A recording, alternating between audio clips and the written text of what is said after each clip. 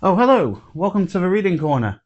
This is going to be a new experimental video that I've always wanted to do, which is basically treat this like bedtime with me. My name is Phil, I'm from PW Presents, and I'll be your reader for this Reading Corner.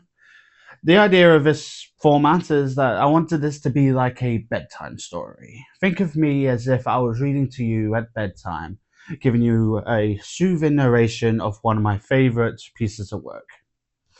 Today we are covering The Witchblade. Yes, The Witchblade can be a bedtime story. What's the point? Okay, main reason I wanted to do this video is because The Witchblade is one of my favorite comic book universes of all time.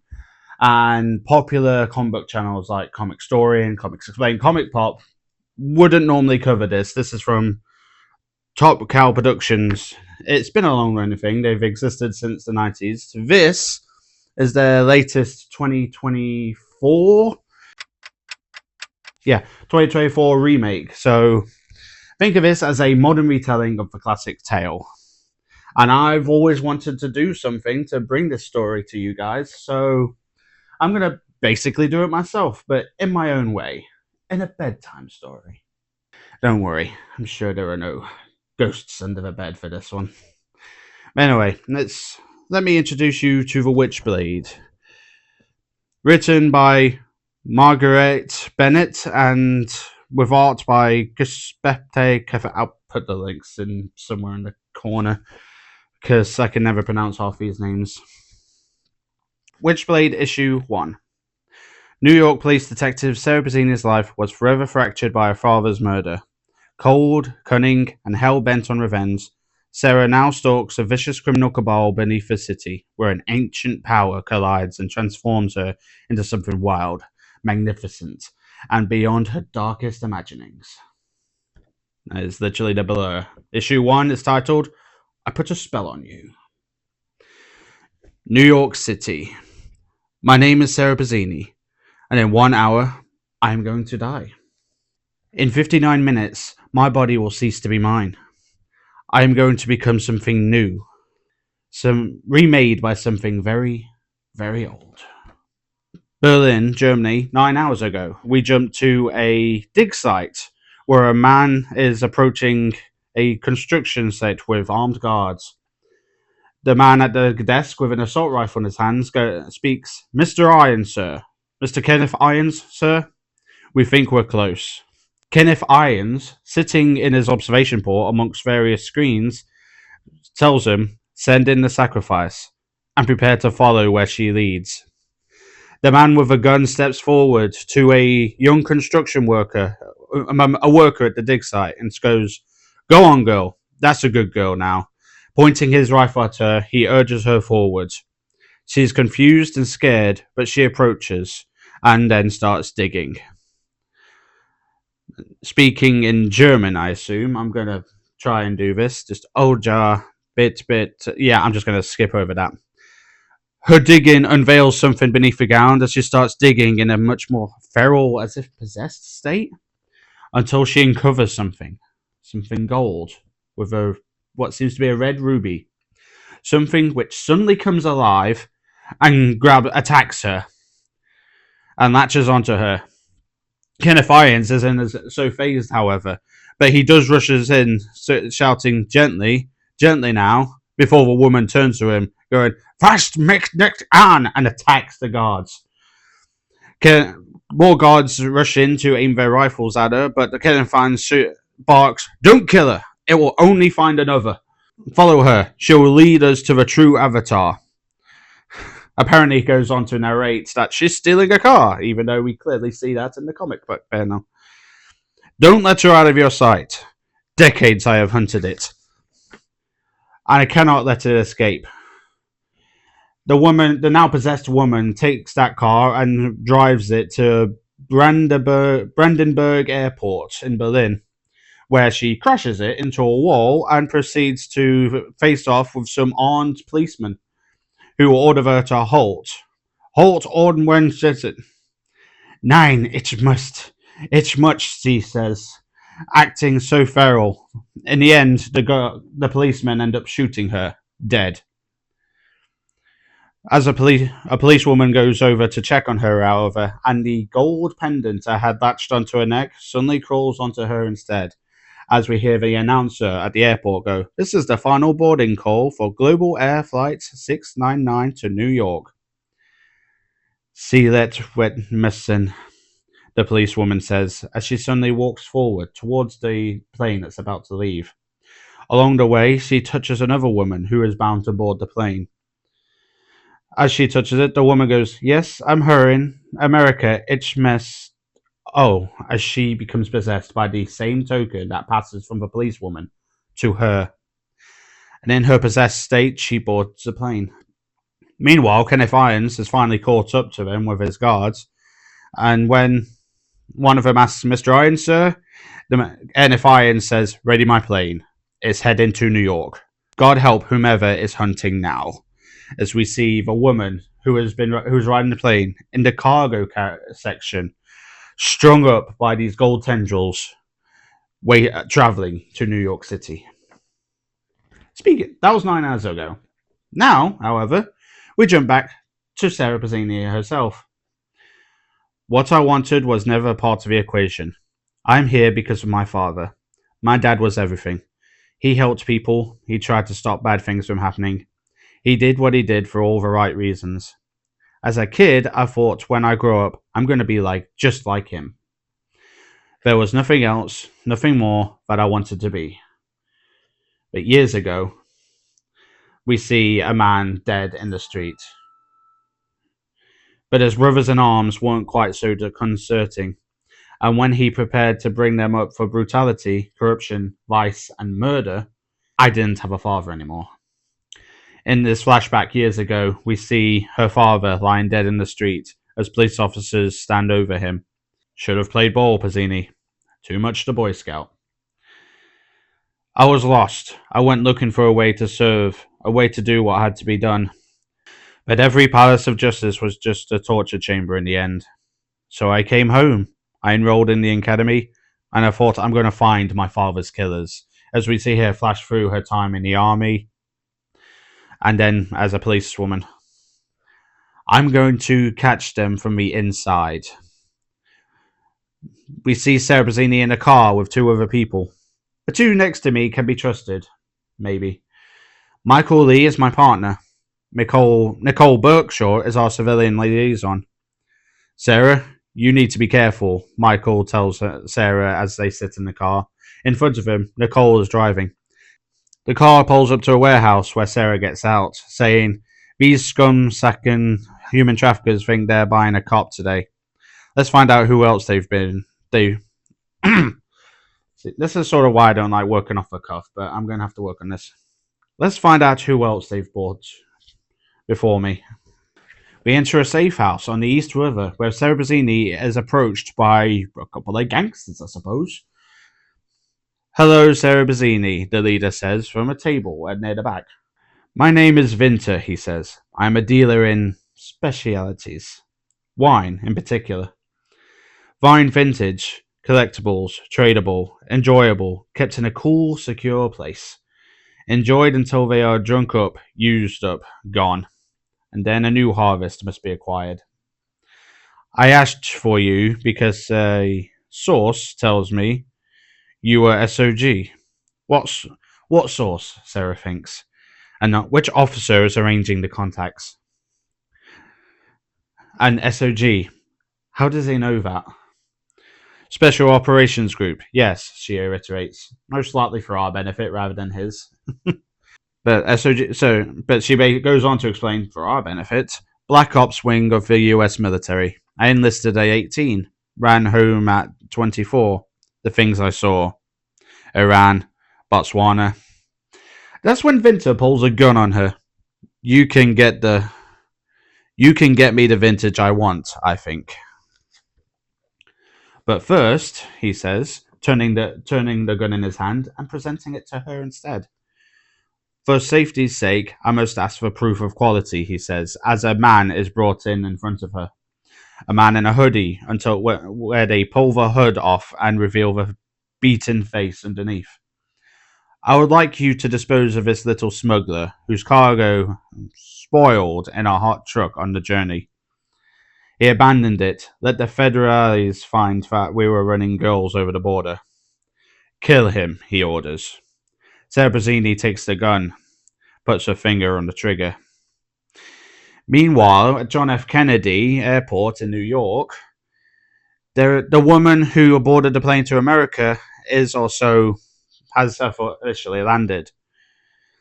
Kenneth Irons is also on her path with his car, except her driver ends up running him over, despite his warnings, watch out, you fool. But she walked into the road like a woman possessed. Go figure.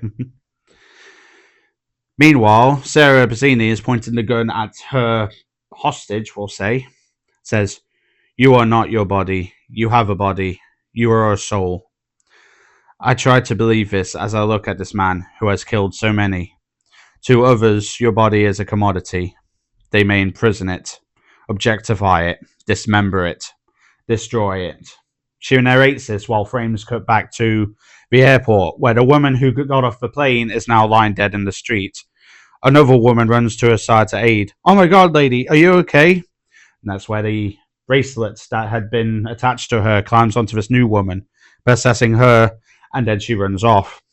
The people chasing behind her, Irons' men, screams, "Christ, she's fast." But she latches onto another one, a runner, a sprinter, and passes the buck again. Kenneth Irons continues to give chase. They run through streets, causing car crashes. Kenneth is hot on her heels. It knows we've given chase. It knows we're a threat. The bracelet latches onto another woman, one on a moped, gaining even more speed.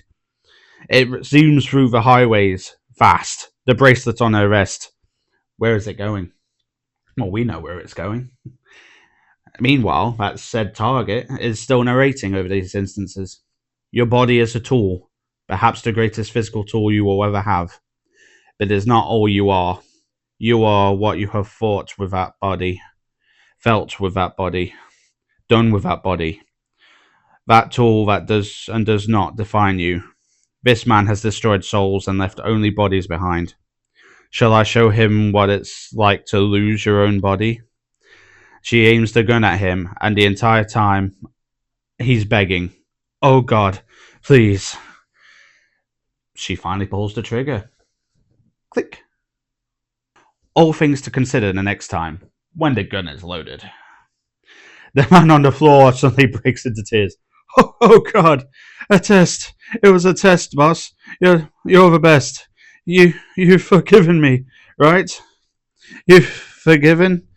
The venter is already there, holding the gun at Sarah's head. We don't actually find out whether he was going to kill Sarah or this was part of a test because, as she says, then several things happen at once as the possessed woman on the motorcycle crashes through the window and completely decapitates Vince's head. Slices it in half.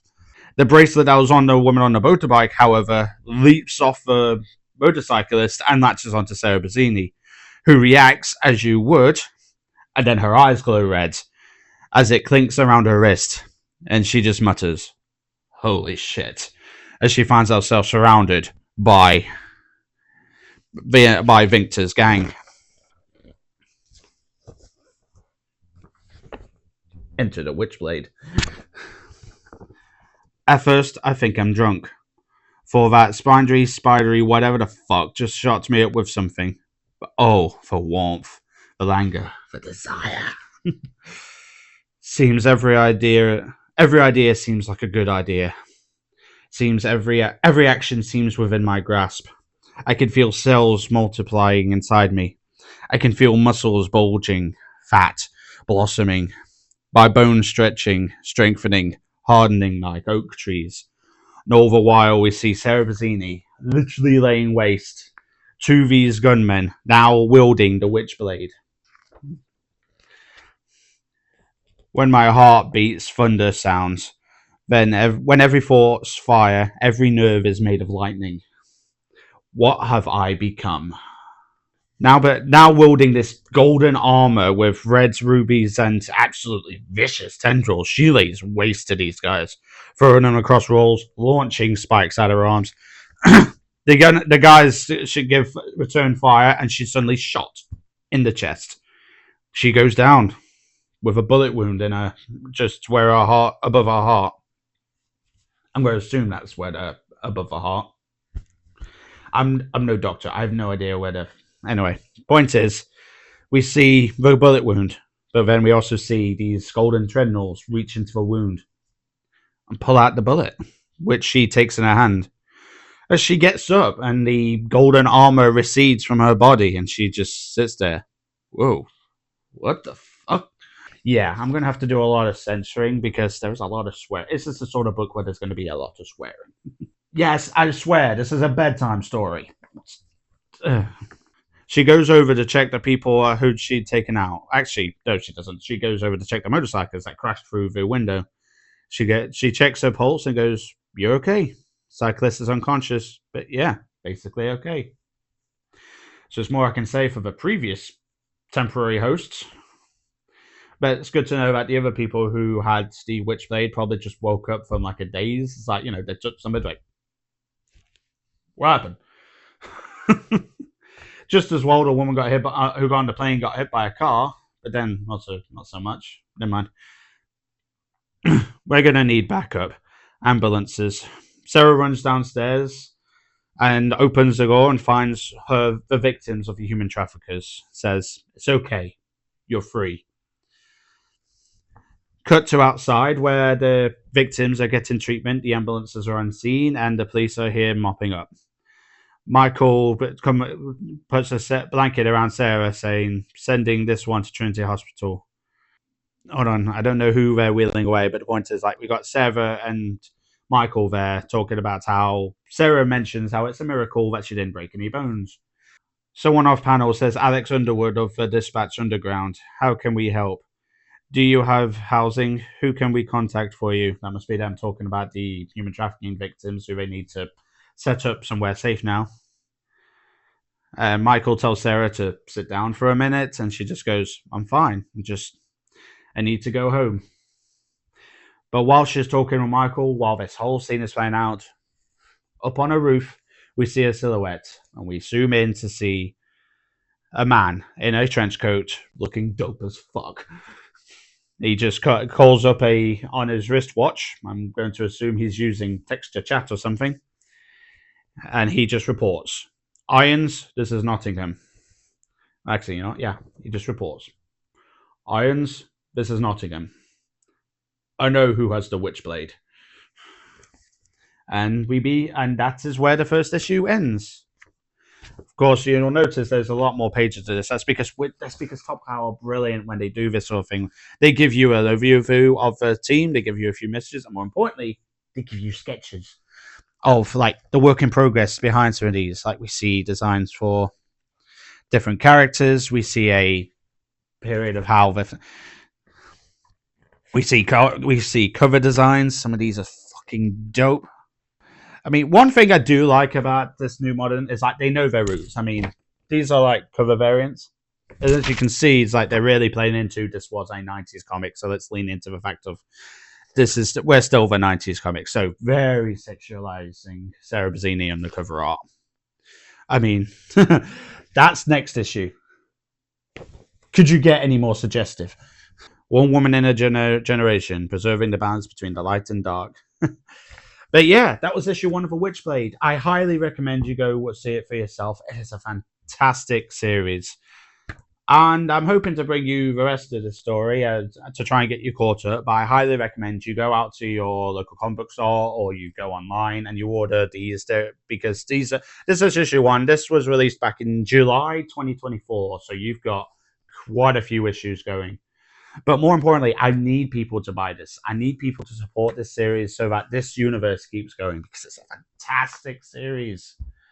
And I really want this to be picked up a lot more. So, yeah, as for this video format, I hope you enjoyed. And I know it's probably going to be one of the shittest things you've ever watched or listened to because it's something I'm trying, and hopefully with more practice I'll get better at it. But again, the idea is I want this to be treated like you just sit down and I'm going to read the story to you in my own way, preferably in a manner that's not so haphazard as this one. Because I've think about comic books, it's all visual, so trying to narrate a visual medium to someone is going to be a challenge. It's not like when I'm doing my Marvel Rival stuff where I just read off a text block.